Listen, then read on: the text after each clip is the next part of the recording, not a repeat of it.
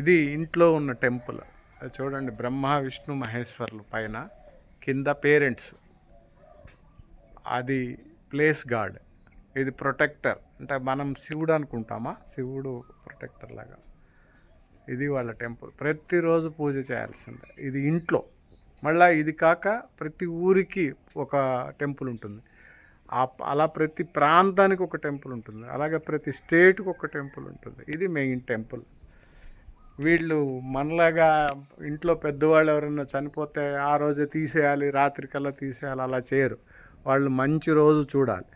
ఆత్మ వెళ్ళటానికి సూక్ష్మ రూపంలో నుంచి ఆత్మకి ఇంకా కోరికలు ఏమన్నా ఉంటే అవన్నీ కూడా పర్స్యూ చేసి ఆత్మ వెళ్ళటానికి మంచి రోజు ముహూర్తం పెడితే అప్పటి వరకు హాస్పిటల్లో వాళ్ళు దాచిపెడతారు.